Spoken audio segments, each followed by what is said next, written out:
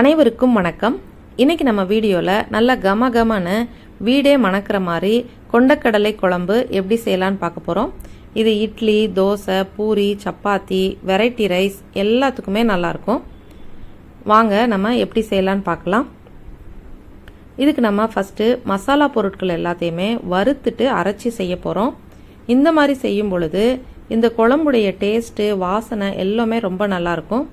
ஒரு சின்ன துண்டு பட்டை எடுத்திருக்கேன், அன்னாசி பூவில் ஒரே ஒரு இதழ் மட்டும் எடுத்திருக்கேன், 2 கிராம்பு, ஒரு பச்சை ஏலக்காய், கல்பாசியில் 2 சின்ன பீஸ் எடுத்திருக்கேன், 1 டீஸ்பூன் சோம்பு, 1/2 டீஸ்பூன் சீரகம், 10 மிளகு எடுத்திருக்கேன்.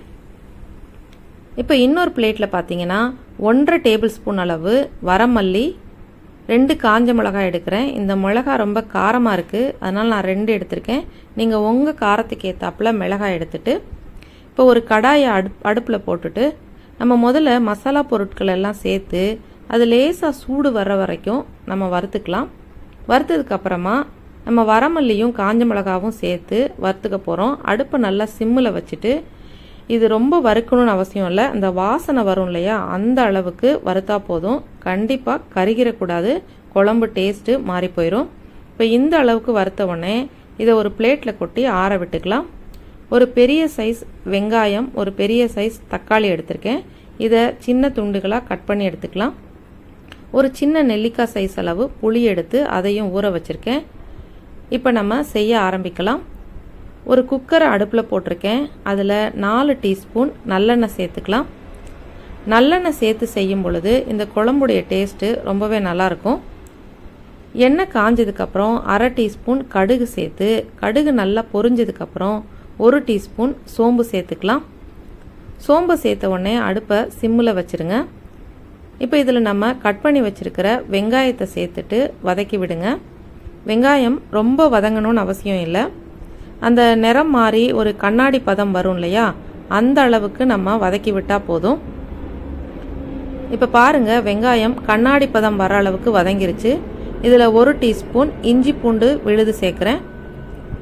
இஞ்சி பூண்டு பேஸ்ட்டு சேர்த்த உடனே அடுப்பை சிம்மில் வச்சுருங்க, இல்லைன்னா அந்த பூண்டு இஞ்சி எல்லாமே குக்கரில் ஒட்ட ஆரம்பிக்கும். இதில் கட் பண்ணி வச்சுருக்கிற இப்போ தக்காளியை சேர்த்துடலாம். இஞ்சி பூண்டு விழுது ஓரளவு வதங்கினதுக்கு அப்புறமா நீங்கள் தக்காளியை சேருங்க. அந்த பச்சை வாசனை போனதுக்கு அப்புறமா தக்காளியை சேர்த்துக்கோங்க. இப்போ இதில் நம்ம ஒரு 1/2 டீஸ்பூன் கல்லுப்பு சேர்க்குறோம். வெங்காயம் தக்காளி சேர்த்து வதக்கும் பொழுது இந்த மாதிரி உப்பு போட்டு வதக்குனீங்கன்னா சீக்கிரமாக வதங்கி வரும். இதை நல்லா கலந்து விட்டுட்டு அடுப்பை சிம்மில் வச்சுருங்க. இது வதங்கிட்டு இருக்கட்டும். அதுக்குள்ளே நம்ம மசாலா பொருட்கள் எல்லாத்தையுமே நம்ம வறுத்து வச்சுருக்கோம் இல்லையா, அதை அரைச்சிட்டு வந்துடலாம். ஒரு மிக்சி ஜாரில் முதல்ல காஞ்ச மிளகாயில் இருக்கிற காம்பை கிள்ளிட்டு சேர்த்துக்கோங்க. அதோட நம்ம வறுத்து வச்சுருக்கிற மசாலா பொருட்கள் எல்லாத்தையும் போட்டு தண்ணி எதுவும் ஊற்றாமல் முதல்ல ட்ரையாக பவுட்ரு பண்ணிட்டு வந்துடுங்க. தண்ணி ஊற்றி அரைச்சிங்கன்னா முதல்ல நல்லா அரைப்படாது. இப்போ பாருங்கள், இந்த மாதிரி நான் பவுட்ரு பண்ணிட்டு வந்துட்டேன். இதில் 4 சின்ன வெங்காயம், கண்டிப்பாக சின்ன வெங்காயம் தான் சேர்க்கணும், அப்போ தான் அந்த டேஸ்ட் நல்லாயிருக்கும். 1/2 மூடி தேங்காய் துருவி எடுத்து வச்சுருக்கேன், அதை சேர்த்துக்கோங்க. கொஞ்சமாக இதில் இப்போ தண்ணி ஊற்றி நம்ம ஒரு சுற்றி எடுத்துகிட்டு வந்துடலாம்.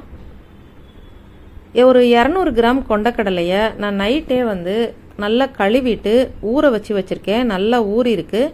இப்போ இதில் ஒரு கைப்பிடி அளவு எடுத்து நம்ம மிக்சி ஜாரில் அந்த அரைச்சிட்ருக்கோம் இல்லையா மசாலா, அதில் ஒரு கைப்பிடி அளவு இந்த கொண்டக்கடலையை சேர்த்து அரைச்சிருங்க. இந்த மாதிரி அரைச்சி செய்யும் பொழுது டேஸ்ட்டும் நல்லாயிருக்கும், குழம்புக்கும் உங்களுக்கு ஒரு திக்னஸ் கிடைக்கும். நல்லா தண்ணி ஊற்றி இந்த அளவு மையாக அரைச்சிட்டு வந்துடுங்க.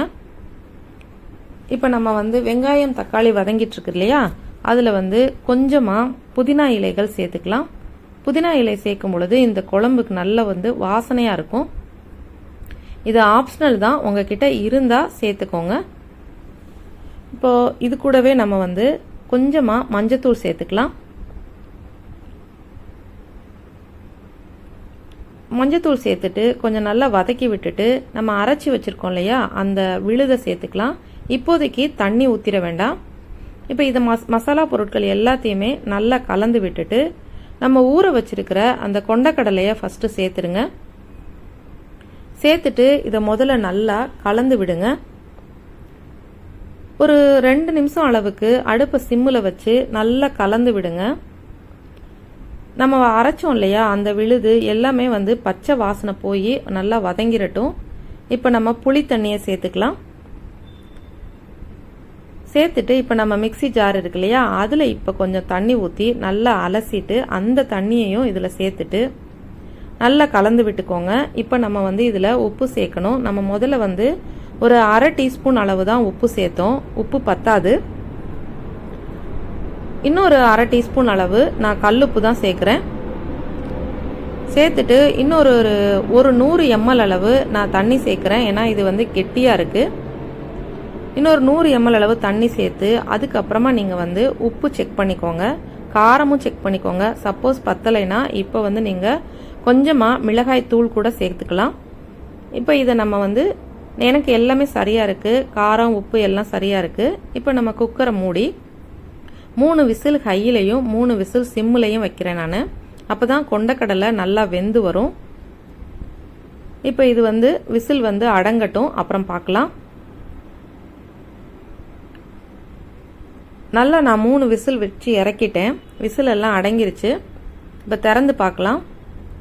நல்ல வாசனையாக இருக்குங்க, ஜம்முன்னு இருக்குது பாருங்கள். எண்ணெய் நல்லா மிதந்து குழம்பு நல்லா ரெடி ஆயிருக்கு.